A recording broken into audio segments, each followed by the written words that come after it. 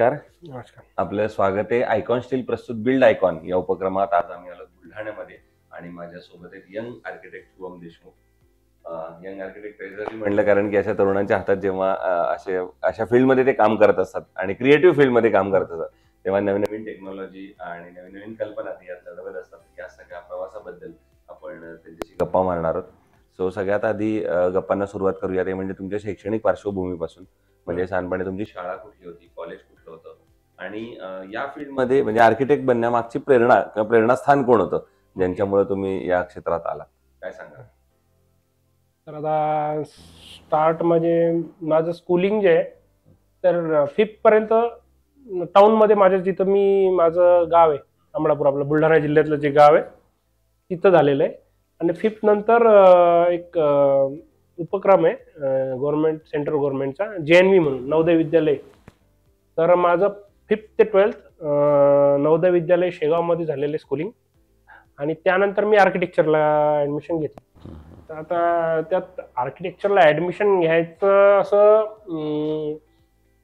म्हणजे आमचे टीचर जे होते, समजा मी ज्यावेळेस स्कूलिंगमध्ये होतो ना 12th मध्ये, तर त्यावेळेस माझा मी जास्त मॉडेल्स वगैरे बनवायचो.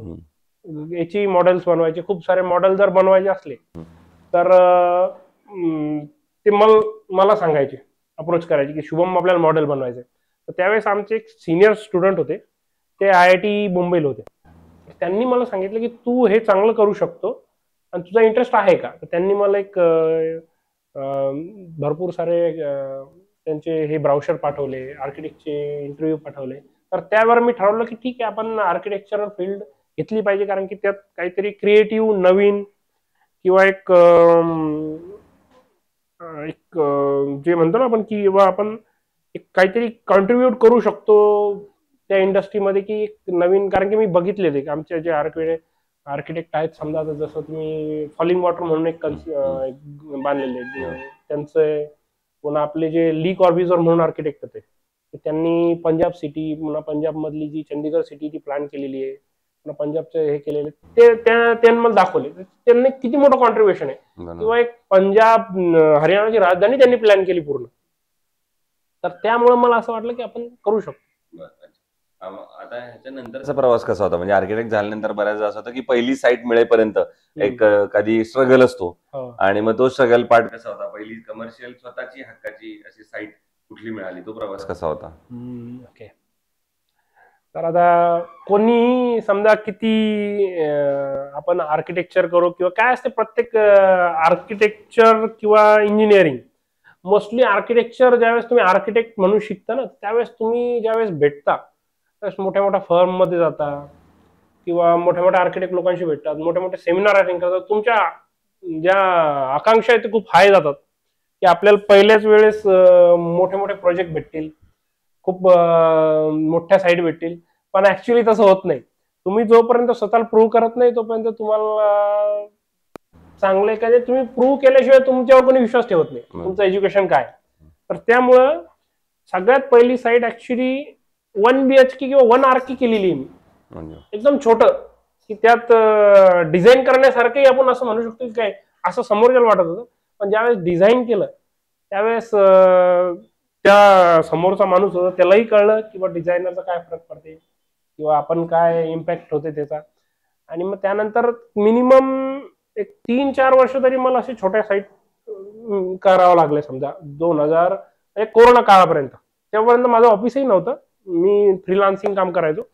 आणि कोरोनामध्ये मी पहिल्यांदा ऑफिस ज्यावेळेस स्टार्ट केलं त्यावेळेस मला कुठेतरी प्लॅटफॉर्म मिळाला. प्लॅटफॉर्म नंतर मी काम म्हणजे भरपूर भेटत गेले. आता येऊया काही तांत्रिक मुद्द्यांकडे. त्यातला पहिला मुद्दा आहे, आता तुम्ही मागच्या 2-4 वर्षापासून या फील्डमध्ये काम करताय, तर त्याच्यात एक विचारायचा प्रश्न म्हणजे तंत्रज्ञानाची आता खूप मोठी मदत तुम्हाला या क्षेत्रात होत असेल, आणि तर या टेक्नॉलॉजीचा फायदा इन टर्म्स ऑफ मशिनरी आणि इन टर्म्स ऑफ सॉफ्टवेअर असं दोन्ही अँगलनं कसा होतो, काय सांगाल त्याबद्दल? आता मशिनरीज पहिले आपण सॉफ्टवेअर बद्दल बोलू, कारण की सॉफ्टवेअर आमचं कोर आहे. बरोबर. जास्त करून आम्ही ऑफिसमध्ये बसून काम करतो. तर सॉफ्टवेअर मध्ये कसं आहे, आता पहिले तर कॅड नव्हतं, हँड ड्राफ्टिंग होतं. पण आता कॅड आल्यामुळे काय झालं, किती मोठी जरी साईट असली तुमची, मोठी प्लॅनिंग तुम्ही एका स्क्रीनवर बघू शकता. त्यामुळे तुम्हाला प्लॅनिंग करायचं किंवा फास्ट झालं, ती रिग्रस प्रोसिजर जी होती की प्रत्येक प्लॅन हँड ड्राफ्ट करून बघायचा, त्याऐवजी तुम्हाला जर प्लॅनिंग सॉफ्टवेअरवर भेटलं तर तुम्ही खूप फास्ट प्लॅन करू शकता. त्यामुळे काय झालंय की ऑप्शन्स भरपूर करता येतात किंवा एक ट्रायल अँड एरर जी मेथड आहे ती फास्ट झाली, जी की हँड ड्राफ्टिंग प्रोसिजर मध्ये खूप लेंदी होती. आणि अजून अशा अशा काही, आता जसं स्केचअप आहे, गुगल स्केचअप, त्यानंतर रेविट आहे. रेविट मध्ये इव्हन तुम्ही प्लंबिंग सर्व्हिसेस पण डिझाईन करू शकता, की ज्यावेळेस तुमची बिल्डिंग राहील त्यावेळेस पूर्ण BIM म्हणतात, बिल्डिंग मॅनेजमेंट सिस्टम, तर त्यात पूर्ण सर्व्हिसेस डिझाईन करू शकता. आणि 3D सॉफ्टवेअर्समुळे काय झालं की तुमच्या बिल्डिंगचा आस्पेक्ट पूर्ण तुम्हाला पहिले कळून येते की बिल्डिंग कशी आहे. वॉक थ्रूज झाले, वॉक थ्रू मध्ये तुम्ही स्वतः बिल्डिंगचा थ्रू आउट एक वॉक थ्रू घेऊ शकता, की त्या वॉक थ्रू मधून तुम्हाला पूर्ण बिल्डिंग कशी होणार ते कळते, तुम्हाला त्याचा एक फील येते की आपल्याला बिल्डिंग कशी हवी. त्यामुळे एक ॲक्युरेट जी म्हणजे ॲक्युरेशन खूप जास्त आलं. क्लायंटची रिक्वायरमेंट काय आहे आणि त्या रिक्वायरमेंट मध्ये आपण कसं अचीव करू शकतो. कारण की क्लायंट पहिलेच सांगते मग की नाही मला हे नको, कारण की त्यांना पहिलेच आपलं घर कसं होणार, काय होणार या गोष्टी कळतात, त्यामुळे ते पहिलेच कळते. पण आता तुमचे डिझायनिंगचे सॉफ्टवेअर आहेत, समजा इंजिनिअरिंग मध्ये जे स्टॅट प्रो वगैरे आहेत, त्यामुळे थोडं सोपी झालं की डिझायनिंग पार्ट जो आहे हे सोपी झालेलं आहे. बाकी आता मशनरीज मध्ये, तर मशनरीज मध्ये पण भरपूर खूप मदत झाली. सगळ्यात जास्त मदत म्हणतो कन्स्ट्रक्शन इंडस्ट्री झाली मशनरीची. कारण की आता आता सगळ्या हायराईज बिल्डिंग आहेत. हायराईज बिल्डिंगमुळं सगळ्यात मेन आमचा जो फोकस म्हणजे मेन सगळ्यात लिफ्टिंग, मटेरियल लिफ्टिंग झालं किंवा वरचा स्लॅब, कास्टिंग, ह्या गोष्टीसाठी मशिनरीचं खूप महत्व झालं. मदत झाली. आणि जी आपण म्हणतो की मोठ्या मोठ्या साईट्ससाठी लँडस्केपिंग किंवा ज्या JCB त्यांना जे लँड लेवलिंग वगैरे करतात, पुन्हा तुमचे कंटूर सर्वे, टोटल स्टेशनमुळे तो भयानक फायदा झालेला आहे. कारण की तुम्हाला ऍक्च्युअल कंटूर आणि साईटचं मेजरमेंट, किती मोठी साईट असली की तुम्हाला ऍक्च्युअल कोणत्या ठिकाणी काय आहे हे टोटल स्टेशनला परफेक्ट कळते तुम्हाला. तर त्यामुळे तुम्ही साईट सर्वेइंग जे म्हणतो आपण, की कोणतीही साईट डिझाईन करायच्या आधी तुम्हाला एक सर्वे करावा लागते की ऑन साईट काय कंडिशन आहेत, कसे कंटूर आहेत. ते कंटूर टोटल स्टेशनमुळे खूप परफेक्ट आणि तुम्ही त्या ऑन साईट कंडिशन खूप प्रॉपर मिळवू शकता, की पहिले पॉसिबल नव्हतं एवढं. हा झाला जसा तंत्रज्ञानाचा मुद्दा, तसाच एक मुद्दा कायम या इंडस्ट्रीमध्ये सतावतो, तो म्हणजे अनस्किल्ड लेबर, अकुशल कामगार. आणि या कुशल कामगारांकडून काम करून घेणं हे कितपत धोकादायक आहे असं तुम्हाला वाटतं, आणि तुम्ही कशी ती परिस्थिती हाताळता? आता खूप छान प्रश्न आहे हा. ऍक्च्युली एक चांगला इंजिनियर किंवा चांगला आर्किटेक्ट तेव्हाच म्हणू शकाल की ज्यावेळेस तुम्ही चांगलं प्रोजेक्ट एक्झिक्यूट करू शकता. आता तुम्ही एक प्लॅन बनवता किंवा एक बिल्डिंगचं पूर्ण हे बनवता, त्यात हा स्ट्रक्चर बनवतो, तर त्या स्ट्रक्चरमध्ये आपला जो डिझायनर, इंजिनियर, पुन्हा आपला पार्ट 50% आहे. आमचा पार्ट आर्किटेक्ट झालं, इंजिनियर झालं, यांचा पार्ट 50% आहे. आणि 50% अदर 50% जो आहे तो एक्झिक्युशनर म्हणजे कॉन्ट्रॅक्टर, लेबर, अनस्किल लेबर आणि लेबर म्हणजे अनस्किल म्हणजे जे आपण हे करतो सगळे लेबर्स. तर त्यामुळे जर तुमच्याकडं लेबर जर स्किल वर्क नसेल, स्किल्ड नसतील, लेबर जर स्किल नसतील, तर त्यामुळं तुमचा हा पार्ट प्रॉपर एक्झिक्यूट नाही होऊ शकत. आणि तेच खूप महत्वाचं आहे की तुम्ही प्लॅन जर खूप छान केला आणि तसा तो एक्झिक्यूट होत नसेल प्रॉपर साईटवर, तर तुमच्या प्लॅन कितीही चांगला करण्याला काही फायदा नाही, काही म्हणजे महत्व नाही. हे झालं टेक्निकल स्पेसिफिकेशन बद्दल किंवा अनस्किल्ड लेबर बद्दल. पुढचा मुद्दा येतो तो प्लॅन, आता ज्याच्यावर आपण डिस्कस करत होतो. तर प्लॅनिंग या स्टेजचं तुमच्या नजरेतून महत्व तुम्ही काय सांगता आणि तुम्ही कसं काम करता प्लॅनवर? प्लॅनिंग सगळ्यात जास्त महत्वाचं आहे. कारण की ऍक्च्युली माझं वर्क म्हणजे माझं 50% वर्क रिक्वायरमेंटवर आहे. म्हणजे तुम्ही माझे जर क्लायंट असाल तर मी तुमच्या रिक्वायरमेंट घ्यायसाठी कमीत कमी मी तुम्हाला 3 व्हिजिट करेन. 3 व्हिजिट, 3 मीटिंग झाल्यानंतर मी तुमच्या रिक्वायरमेंट घेऊन प्लॅन बनवेल. हम्म. प्लॅन बनवल्यानंतर त्याच्यावर डिस्कशन होतील. तर त्यामुळं ते जे क्लायंटचं रिक्वायरमेंट जर प्रॉपर भेटलं आपल्याला तर आपण त्याला प्रॉपर देऊ शकतो. म्हणजे तुम्हाला काय पाहिजे हे जर प्रॉपर कळालं तर मी तुम्हाला काय देऊ शकतो ते प्रॉपर. ते कळेल. तर त्यामुळं प्लॅनिंग खूप महत्वाचं आहे. हम्म. आणि प्लॅनिंग याच्यासाठी जास्त महत्वाचं आहे की तुम्ही एक्झिक्यूट करताना ट्रायल अँड एरर मेथड नाही करू शकत. प्लॅन करताना मी प्लॅन 2, 3, 4, 5 इव्हन म्हणजे एन नंबर ऑफ टाइम वेळा मी चेंज करू शकतो. त्यात आपण चेंजेस करून बघू शकतो. बरोबर. पण ऑन साइट एक्झिक्यूट करताना आपण ते नाही करू शकत. त्यामुळे प्लॅनिंगला खूप जास्त महत्व आहे. पुढचा प्रश्न जर असा वेगळा आहे की तुम्ही आर्किटेक्ट आहात, तुम्ही यंग पण आहात आणि बुलढाणा जिल्ह्यातले रहिवासी पण आहात. या तिन्ही अँगल मधनं त्या प्रश्नाचं उत्तर आम्हाला अपेक्षित आहे. ते म्हणजे बुलढाणा जिल्ह्याच्या विकासाचं विजन असं जर तुम्हाला विचारलं तर तुमच्या डोळ्यासमोर एक आर्किटेक्ट म्हणून कुठले मुद्दे येतात ज्या मुद्द्यांवर पुढच्या 15-20 वर्षात आता काम झालं पाहिजे जर बुलढाणा जिल्ह्याचा आपल्याला सर्वांगीण विकास करायचा असेल तर एक आर्किटेक्ट म्हणून तुमच्या डोळ्यासमोर कुठले मुद्दे येतात?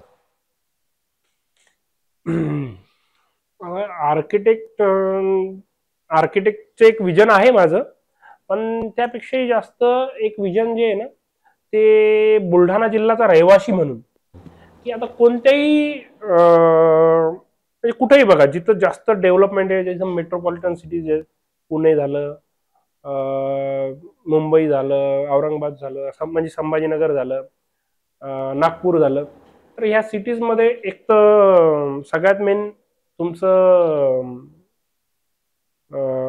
वर्क हवं. म्हणजे तुम्हाला काम हवं. म्हणजे तुमच्याकडे काम असेल तर लोक तिथे येतील, राहतील. जर काम नसलं तर लोक तिथे येणार नाही राहायला. ठीक आहे.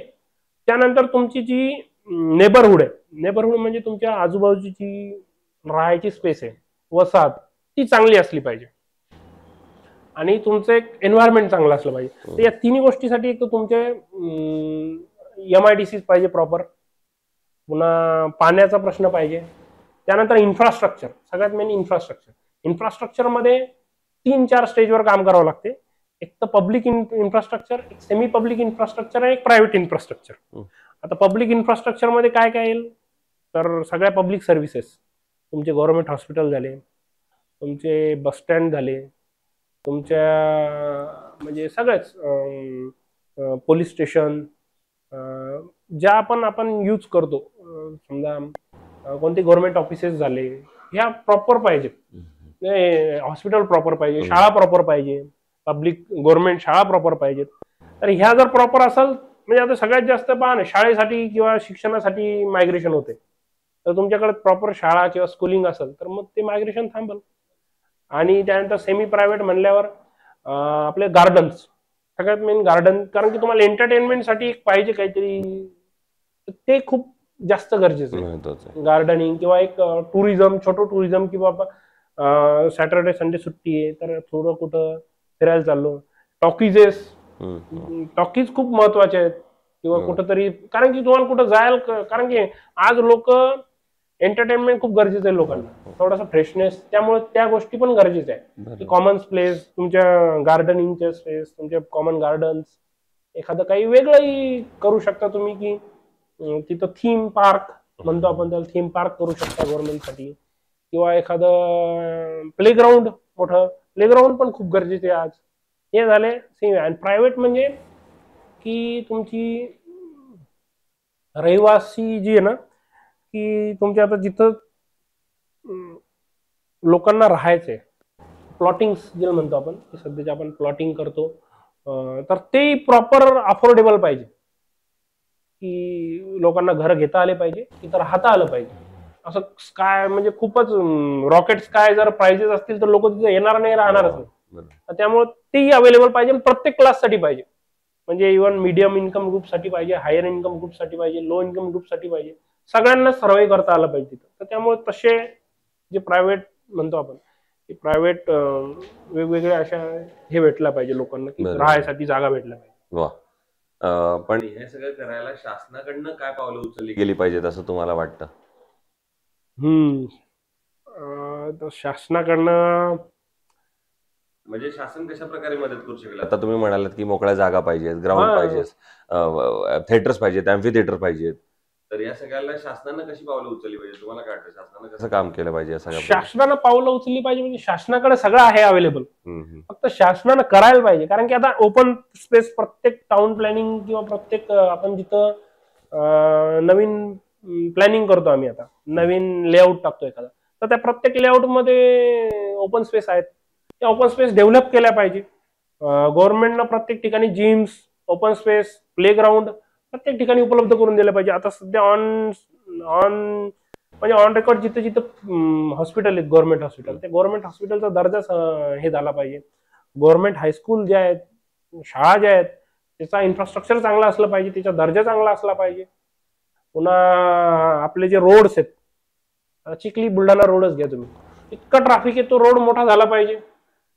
पुन्हा आपले बस स्टॉप सगळे चांगले झाले पाहिजे. तर ह्या गोष्टी गव्हर्नमेंट करू शकते, तिच्या हातात आहे. आपण नाही सांगू शकत, या गोष्टी गव्हर्नमेंटला जास्त चांगल्या कळतात. बरोबर आहे. दुसरं, या फील्डमध्ये आता तुम्ही इतके काम करताय, ऑलरेडी काही प्रोजेक्ट कम्प्लीट केले, तर एखादा आयकॉनिक प्रोजेक्ट सांगू शकाल का, की जो काहीतरी वेगळा आहे, नवीन आहे, किंवा जो करताना तुम्हाला आनंद समाधान जास्त झालं, असा एखादा प्रोजेक्ट? एक बंगलो आहे, मी त्यांचा रिपोर्टही तुम्हाला दाखवलेला होता. एक जास्त मोठा नाही, 3000 स्क्वेअर फूटचा बंगलो आहे तो. तर त्यात काय केलेलं आहे, तो बंगलो थीम खूप चांगलं होतं त्यांचं.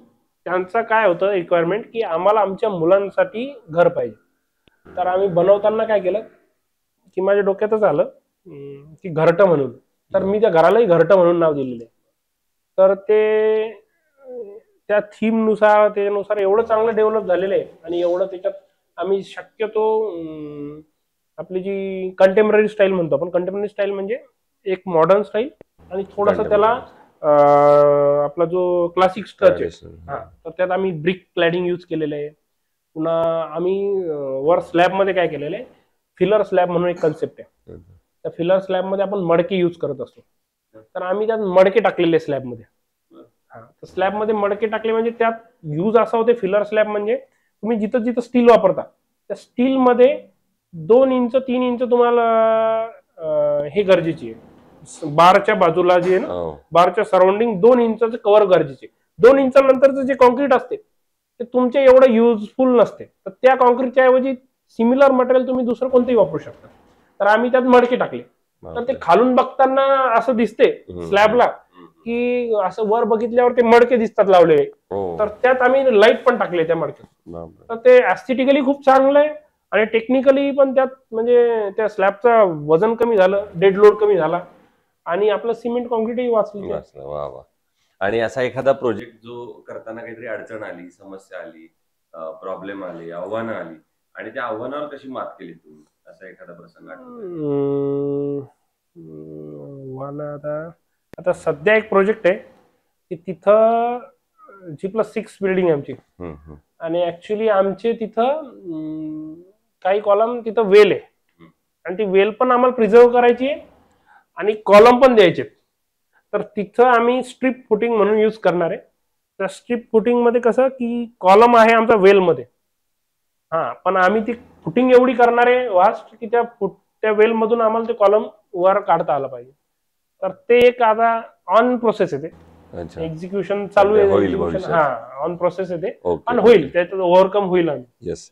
आणि या क्षेत्रात आता जे नवीन तुमचे मित्र येत आहेत, ज्युनियर्स येत आहेत, जे पहिलं पाऊल ठेवतात आर्किटेक्ट बनल्यानंतर या व्यवसाय क्षेत्रामध्ये, त्यांना तुम्ही एक सिनियर म्हणून काय सल्ला द्याल? तुम्ही सल्ला तर काही जास्त सिनियर नाहीये मी, मित्र म्हणून द्या. तर मित्र म्हणून किंवा माझा एक्सपिरियन्स जो आहे आतापर्यंतचा, तर तुम्ही प्रॅक्टिस करा. म्हणजे पहिले कसं आहे, डायरेक्ट म्हणजे शक्यतो आता काय झालेलं आहे की पेशन्स नाहीये. शिक्षण झाल्या तुम्हाला जर म्हणजे तुम्ही डायरेक्ट म्हणजे कमर्शियली यूज, म्हणजे तुम्ही डायरेक्ट प्रोफेशन मध्ये येऊन जाता. थोडस एक 3-4-5 वर्ष तरी तुम्ही प्रॅक्टिस केली पाहिजे, कारण की त्यामुळे काय होते की तुम्हाला तसे प्रोजेक्ट हाताळता येतात, किंवा तुम्ही त्यावेळेस थोडं शिकू शकता, तुमची शिकायची उमेद असते. पण ज्यावेळेस तुम्ही आर्किटेक्ट बनता त्यावेळेस तुम्ही थोडासा अप्रोच असा असते की मला काही शिकायची गरज नाही, मी आर्किटेक्ट झालेलो आहे. त्यामुळं जोपर्यंत तुम्ही शिकू शकता 3-4-5 वर्ष तुम्ही शिकलं पाहिजे.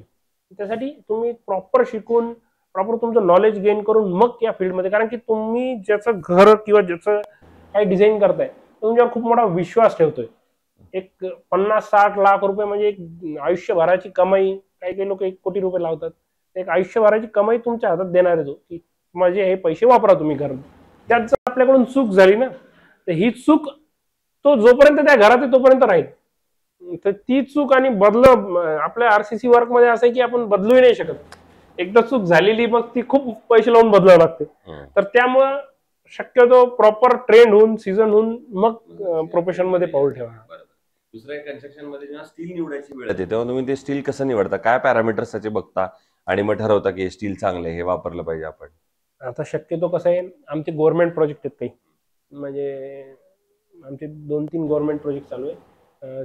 चिखलीचे स्पोर्ट कॉम्प्लेक्स आहे, नांदुराचे स्पोर्ट कॉम्प्लेक्स आहे, नागपूरचे स्पोर्ट कॉम्प्लेक्स आहे. तर त्या ठिकाणी काय करतो आम्ही, त्या ठिकाणी प्रॉपर लॅब सेटअप केलेले असतात ऑन साईट. लॅब सेटअप केल्यावर तिथं टेन्साईल स्ट्रेंथ होते याची आणि कोरोजनची टेस्ट होते स्टीलची. तर त्याच्यावर डिसाईड करतो आणि गव्हर्नमेंटसाठीच्या बरोबर मेकलिस्ट बनलेले असतात. त्या मेकलिस्टमध्ये ज्यावेळेस आम्ही टेंडर फ्लोट करतो, ते टेंडर फ्लोट करतानाच मेकलिस्ट दिलेली असते की या मेकलिस्ट मधले तुम्ही वापरा. पण तरीही आम्ही ऑनसाईट टेस्ट करूनच घेतो. ऑनसाईट टेस्ट केल्यावर पण प्रायव्हेटमध्ये खूप अवघड जाते. प्रायव्हेटमध्ये छोट्या मोठ्या कामासाठी कोणी हायर करतच नाही शक्यतो, किंवा कोणत्या टेस्ट होत नाही, फक्त फॅक्टरीत ज्या टेस्ट होतील त्या टेस्ट आणि त्याची रिझल्ट. तर एक तर सगळ्यात बेस्ट मी हे बघतो की एक तर कोरोजन नसलं पाहिजे. ज्यावेळेस आपण ऑन साईट स्टील आणतो त्यावेळेस कोरोजिव्ह नसलं पाहिजे. त्याचा डायमीटर प्रॉपर असला पाहिजे, की 18 mm जर आपण बार घेतोय तर 18 mm डायमीटर प्रॉपर असला पाहिजे. त्याचे जे आपण टॉर स्टील टॉर जे असतात ते प्रॉपर असले पाहिजे. आणि टेन्साईल स्ट्रेंथचे जे सर्टिफिकेट आहे ते एक तर चेक करतो, कारण की टेन्साईल स्ट्रेंथसाठी आपण तिथं टेस्ट नाही घेऊ शकत. आणि एक तर मिस्त्रीकडून कळते की कोणतं स्टील चांगलं फ्लेक्झिबल किंवा कोणतं लवचिक ज्याला म्हणतो आपण, कोणतं स्टील लवचिक आहे ते मिस्त्री थोडंसं सांगतात आम्हाला. किंवा हे कारण की त्यावेळेस त्यांना जे रिंग बनवताना किंवा एखादा बार बेंड करताना त्यांच्या लक्षात येते कोणतं स्टील जास्त हार्ड चाललं, कोणतं स्टील सोपं चाललं. शक्यतो हार्ड स्टील आम्ही यूज नाही करत. बरोबर. आणि आयकॉन स्टील तुम्ही कुठल्या प्रोजेक्टवर वापरलंय का? वापरलेलं आहे आम्ही आयकॉन स्टील, त्यांचं प्रॉडक्ट म्हणून पण आणि त्यांचं सर्व्हिस म्हणून पण. सर्व्हिस तर कसं आहे, आता ऍक्च्युली सर्व्हिस आम्ही डायरेक्ट डीलर कडून घेतो तुमच्या. तर डीलर ठीक आहे, आमचे डीलर ओके, काही प्रॉब्लेम नाही. आणि स्टील बद्दलही काही मला आयकॉन स्टील चांगलं आहे. याच्या पहिलेही मी आयकॉन स्टील सोबत काम केलेलं आहे खूप. ज्यावेळेस माझं 2-3 वर्ष आधी ज्यावेळेस आयकॉन पहिल्यांदा आलेलं होतं, म्हणजे त्यावेळेस प्रॉपर मार्केटिंग वगैरे सुरू झाली आयकॉनची. तर त्यावेळेस आम्ही यूज केलेले आयकॉन स्टील. आयकॉन स्टील बद्दल फीडबॅक चांगली आहे. आणि अजून जर तुमची रिसर्च अँड अनालिसिस टीम आमच्यापेक्षा चांगली असणार, तुम्ही त्यात काय इम्प्रुव्हमेंट करू शकता, आम्हाला उलट चांगलं इम्प्रुव्हमेंट करा काही. बरोबर. सो हे होते आर्किटेक्ट शुभम देशमुख आणि त्यांनी त्यांच्या प्रवासाबद्दल सांगितलं. आता ऑलरेडीच इतक्या शॉर्ट स्पॅन मध्ये त्यांनी बऱ्याच क्रिएटिव्ह गोष्टी वेगवेगळ्या प्रोजेक्ट्सवर काम करायला सुरुवात केली.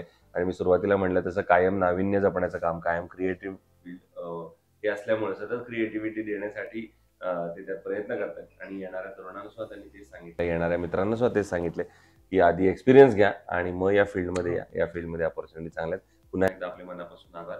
आणि येणाऱ्या भविष्यात सुद्धा असेच आयकॉनिक प्रोजेक्ट तुमच्या हातून घडावेत याच आयकॉन स्टीलकडून मनपूर्वक शुभेच्छा. थँक्यू. थँक्यू.